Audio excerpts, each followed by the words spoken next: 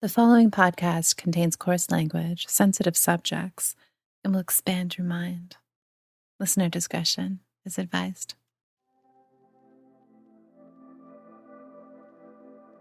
When you picture the universe, what do you imagine?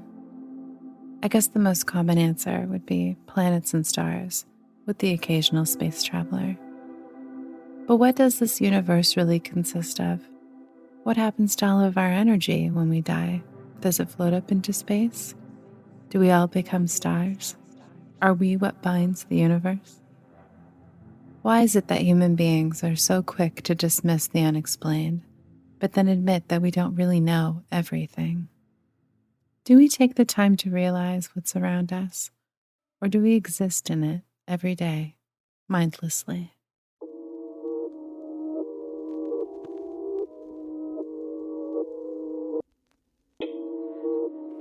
Welcome to the world beyond the veil. This is Geist.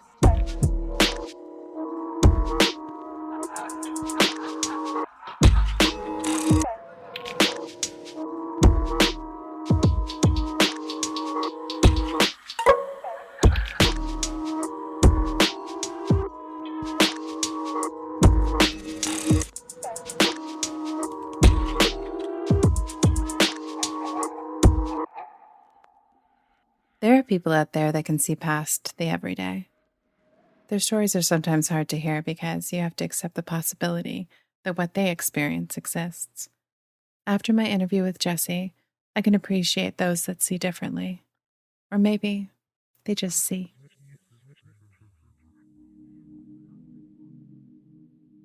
Ever since I was young, I've always felt a little different. I know that pretty much everybody can experience that, but something about that angst never really quite went away for me. And I still feel different. So I guess there's something more to it. I guess some of my earliest experiences being in nursery school, I was definitely, you could call me a dreamer type, like a daydreamer type. I would kind of just retreat into daydreams, I guess, whenever we had to be in like a circle or something like that. Sitting with the group, and I just felt like I remember having this vision of myself being filled with a golden light, I guess, is the best way to put it. And I kind of saw myself as like a gold statue. I was in junior kindergarten, and I never liked drawing, which is maybe kind of weird for kids. Kids are supposed to love drawing time. But for whatever reason, I wasn't into it. I think I felt frustrated that I wasn't able to express what I was seeing in my head on paper. It wasn't good enough. It seems like the only thing I would ever draw was like a jagged line. and the teacher would be like, "What are you drawing, Jesse?" And I'm like, "I don't know. An airplane." This would go on, and I would just kind of like draw these like jagged lines, and they would have to draw it, like the teacher would have to kind of like write like into the booklet to say what I was thinking, and it was like, I drew an airplane. Looking back, I'm like, was I just drawing like UFOs? Because I'm just like drawing these like lines in the sky, like flying things, like very one-dimensional. And I don't know. Part of me likes to think that maybe I was just drawing UFOs. This was just the beginning of Jessie's curiosity. Once I got to grade school, I think I was relatively comfortable in grade school. I mean, as comfortable as an awkward, shy kid could be. what really brought me joy was reading. I particularly was drawn to books on UFOs and aliens and folklore and like werewolves and vampires. And the genius thing that brought all these things together is actually the Dewey Decimal System, which is the system that all libraries use. And section 0.1 to like 0.4 all are in that realm of the unknown and in the realm of folklore and paranormal activity and parapsychology. The unknown became fascinating to Jesse because he started to experience it at an early age.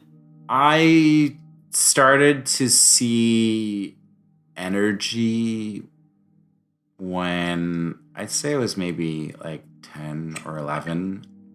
So I grew up in France and got taken around a lot, did a lot of sightseeing. And I remember being on these medieval ramparts by an ocean, and it was an overcast day.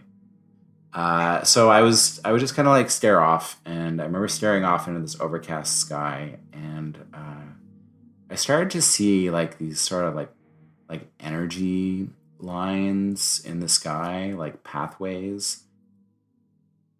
The closest thing that I could compare it to is like I remember seeing this nature documentary where they're describing the paths that birds take during their migrations as these sort of lines or like channels through the sky. And the illustration or like whatever like special effects they use in that documentary is very similar to the kind of things that I saw. That led me to experiments with seeing things that weren't necessarily there. Like I started to see auras around trees, around tree lines. Like, I mean, I can still do this. If you're like looking off into a horizon, or like a tree line, if you stare into the sky and let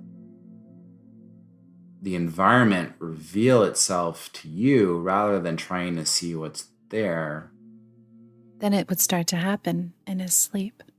I also used to have this recurring dream. And so in my dream, I would wake up, I would get out of bed, there was like a ghostly line, multiple versions of myself that were walking in this line, and they were walking in front of me and behind me. I would fall in line and walk out the door, down the hallway, and get to like, I guess, the stairwell, and then it would just cut out.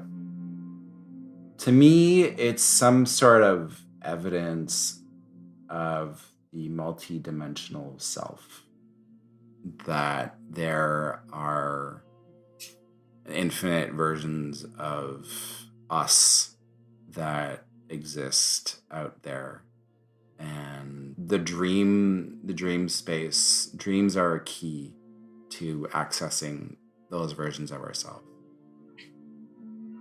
After returning from France, Jesse had a hard time finding his normal. After living in France for about 4 years, I came back to Toronto and started life at a new school. I had trouble fitting in again, and I didn't have a lot of friends. I didn't have really great social skills, which is ironic because I'm sort of like super social butterfly now. But at that time, I was fairly withdrawn and misunderstood. Didn't even understand myself very well, probably. And I was stuck at a school where I really didn't know anyone, but I was there for a French immersion program, and I kind of just like sucked it up and went through with it. My last year, I was going into my last year of high school. I kind of had this breakdown. It was like, I just couldn't go back. Couldn't go back to that school. So luckily, I was able to go to a different high school that was still in my area. And that was a life-changing experience in more than one way. It was very cathartic, you could say. For the first time, I had friends, like a friends group of just sort of like outcast weirdos like myself who didn't fit in anywhere. I'd never felt more found, I guess. So I had a crew. We started smoking weed, of course, and this became routine. I'd never experienced anything close to what happened next, and I still haven't experienced anything close. There was something like definitely interesting was happening though. Also, like there was like a bit of a build up for like a month prior. I felt like every time I looked at a clock, like a digital display, the time was always like I was seeing sequences like 12:34 or 4:44 or 1:23 or 11:11. I just felt like there was some kind of message that was trying to come through the universe, like something was trying to communicate with me, and I could not put my finger on it, but it just felt like something was up. Pretty weird, right? Well, it gets weirder.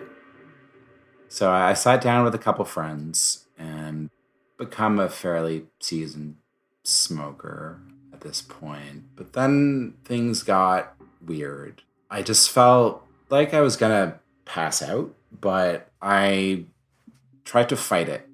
I felt like there was a sort of like intense rushing in my ears. It was pulling and pulling and pulling, and I was kind of a fighter, and I'm like, I'm not gonna let go, I'm not gonna let go, I'm not gonna let go until I just couldn't fight it off anymore. And as I did, it just felt like this sort of like slingshot effect happened.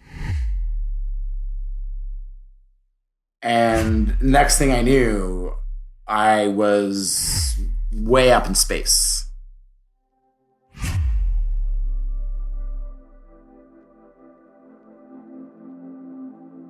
I was surrounded by a blue bubble of energy, and I could sort of make out the crest of the earth in the distance, off in the distance, and there's definitely like stars around me. But mostly it was this blue light that was surrounding me. The light had a message, and the message was that everything was in its right place, and that nothing could change this, and that no matter where you are in life, no matter what actions you take, you are on the right path, and there's nothing that can shake that. This deep feeling of connectedness, that we're all together, we're all connected, that all is one, like this like mystical oneness that I later got to know. That was a very intense moment. It felt like it lasted forever, it felt like an eternity. And then next thing I knew, I was back in my body.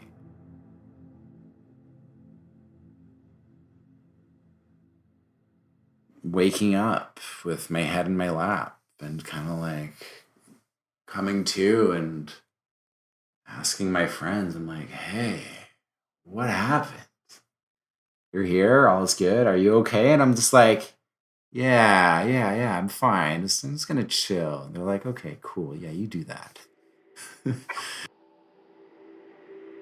Upon his return from this experience, Jesse found that his mind was altered and he could see a little bit more.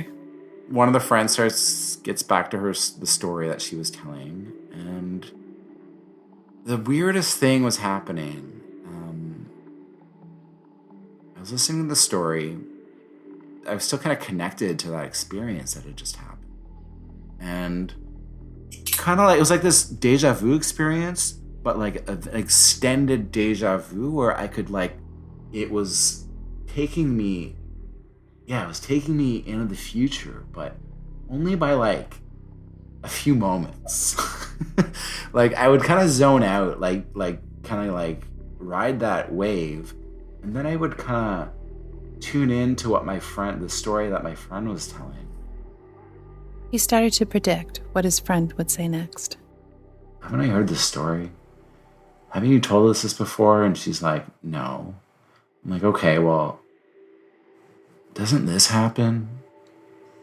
And then she's like, yeah. And then she's like, well, did this happen? She's like, yeah. And then like, what about this? And she's like, yeah, but I've never told you this thing. Like, this is really weird. I'm like, yeah, I don't know. Like, and everything kind of seemed like it had this sort of like old-timey kind of feel. I was sort of like seeing into people, but like seeing like this old-fashioned version of them. I don't know what to make of that. But I was definitely picking up on something that was not usually there. As open as I am, I'm still very much a skeptic in the sense that I don't know what's real. I don't know what the lines are between reality and imagination. I think it's a very fine line. I think that the power of imagination is very strong, and that if you get enough people together that believe in one thing, you can make it real. This experience led him down a path of spiritual enlightenment and future learning. He wanted to understand why this happened. So after that, I had that experience. It took me about a year to process it, and I guess I became like a bit of a seeker, you could say, whether I knew it or not. I was looking for meaning eventually, looking for an explanation for that experience. And if you were to mention spirituality to me, I would have thought that was something like the images of like I don't know, like old ladies in church basements is kind of what I thought of when I thought of spirituality, because I guess that's kind of what I'd seen in like books in the library. I don't connect to that at all. I didn't see the link. I didn't understand that there was a link in like a hierarchy to that like I do now. And that's pretty much what I feel had happened in that moment. I'd communed with a higher source, and it didn't really make sense to me. I'm like, why me? Like, what did I do? Don't think I've done anything special in my life. Never thought about this stuff very much before, other than being really into aliens and ghost stories. And I guess that's kind of what started me on a spiritual path.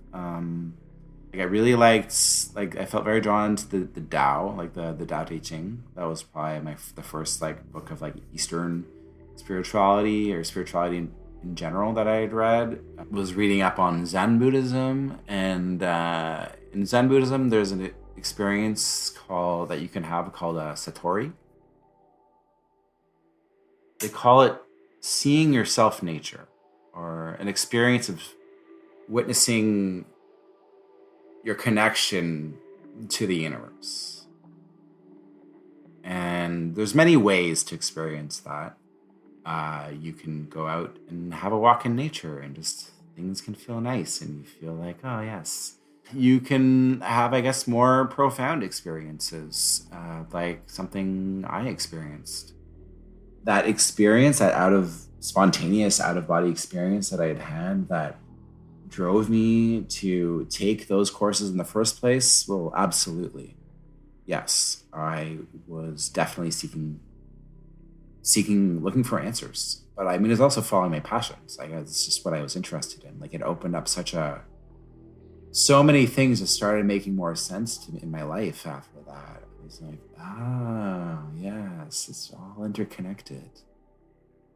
A very, very strong conviction that there is much more out there than what we believe and can see with our eyes. Unbeknownst to Jesse, the things that he couldn't see were about to make themselves very real. A few years later,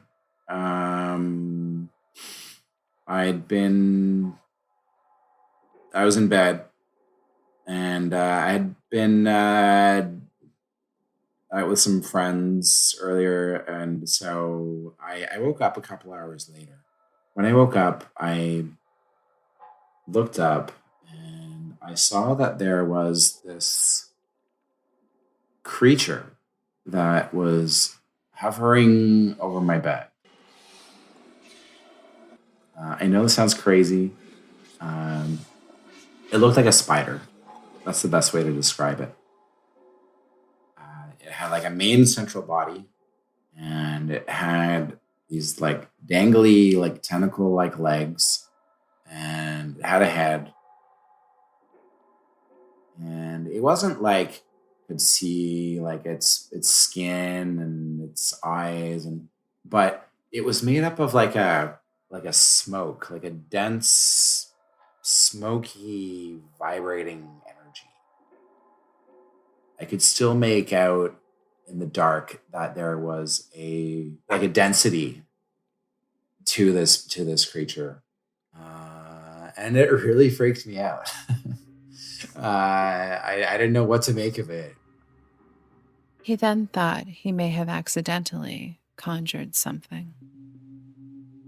Point in my life, I'd gotten deep into meditative practices, altars. I had my crystals. I was actively setting intentions and lighting incense and doing all that kind of stuff, performing rituals. But I never consciously sort of called on a... I didn't ask for this. I was really surprised and a little scared. And I eventually, I guess I shut my eyes because I was like, know what else to do. Like, how long can you stare down, stare something like that down for? I guess it's like, oh God, I need to take a break from this. And I closed my eyes, and when I opened them again, the thing was gone. And that was it. But not all of his experiences were dark and scary. At that point in my life, like I said, I was pretty into my meditation practice. And one thing that I particularly enjoyed at that time was just sitting out in the sun, a quartz crystal, particularly a larger one called a gazing stone, which has a larger surface that has a bit of like what you call a veil, which is like a cloudy sort of cloudiness to it. If you get into it enough, that veil will lift and things can be revealed to you. With this particular episode, I was sitting in my backyard with the stone, happily meditating in the sun. And when you're meditating, you don't really keep your eyes open, but you don't keep them fully closed either. So they're kind of like half open, half closed. And first, I guess I felt like a very like comforting presence around me. And I saw a pair of these ghostly, feathery white hands put themselves around my hands. There was no particular message that came with it. There was no voice in my head that I remember. There was no earth-shattering revelation in any sense, but it just felt nice. It just felt like this very comforting presence was around me. I'm not sure. Was it an angel? Was it a guide?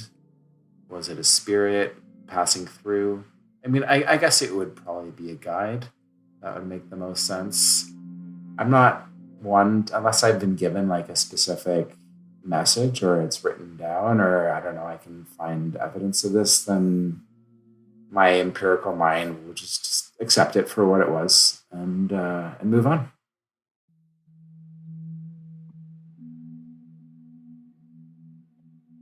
But then things did get dark and scary.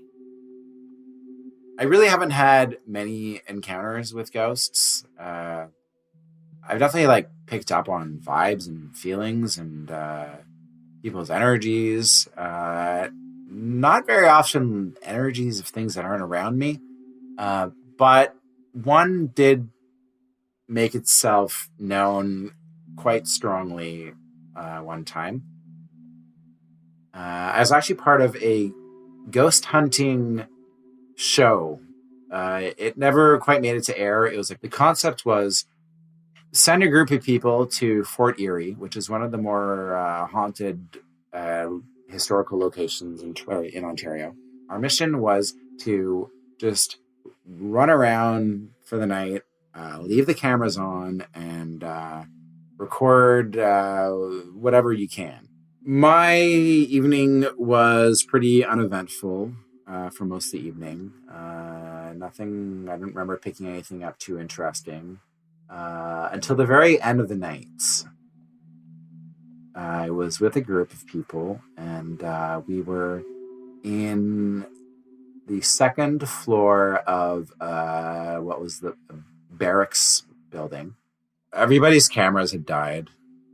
We're just kind of, I guess everyone's like technically just like recharging our own batteries at this point. Out of nowhere, this cold gust of air came through the room. That definitely got people's attention. Then came the feeling that was that the hair on the back of your neck goes up, and it's like this icy cold like vibe that comes through. And it was followed by an orb. Some ghost hunters have claimed that orb-shaped visual artifacts appearing in photographs, video, and in person are spirits of the dead. They present themselves as glowing white balls of light.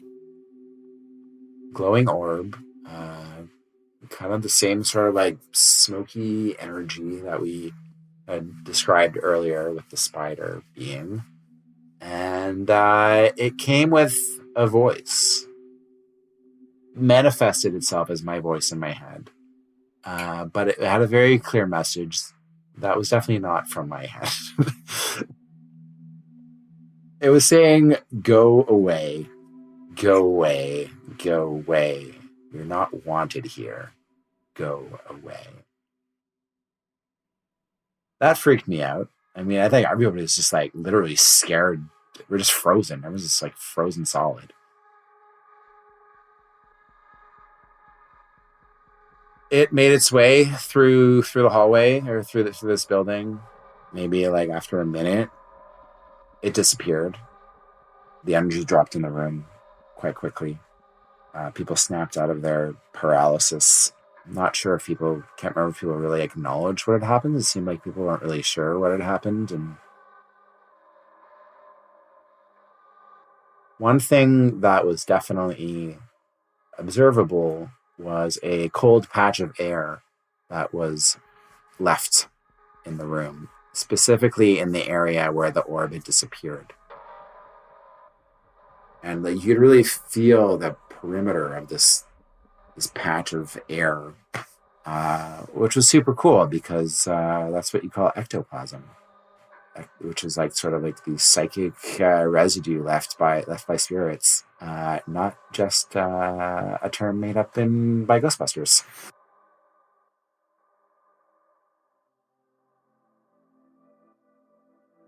I don't tell everyone about this story because not because people will think I'm weird, but because I don't want it to come from a place of like ego, to say like, oh, look at me, I'm so cool, I've had all these encounters. I'm like, I think you have to stay really humble and modest about it. And for me, I'm an observer. And it's just nice to be recognized. Or, in fact, I'm confident in knowing that there's something else out there. I'm not saying I know what it is. I'm not saying I know the boundaries of the universe. I mean, I think it's like limitless. I feel it's just nice to have confirmation. I can kind of tell who knows what's up and who doesn't know what's up. It's sort of like a spiritual street sense. Like, all I know is what I know and what I've experienced and what my truth is and what my faith is. And I think it serves me well. No matter what your truth is, please don't close your mind to the possibility of something else. It's easy to become trapped on the Ferris wheel of life. You never know what you might miss.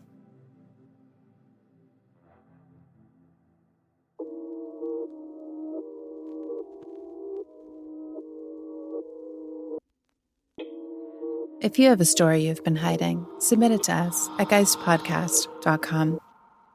Geist is written and directed by me, Danielle Matar. Original score and sounds by Beau Jensen. Geist web artwork is by Jake Carruthers. Special thanks goes to Jesse Ship. Follow us on Instagram at Geist_podcast. And don't forget to subscribe and rate Geist on Apple Podcasts. It makes it easier for people to find us. Thank you so much for listening. And until next time, sleep tight.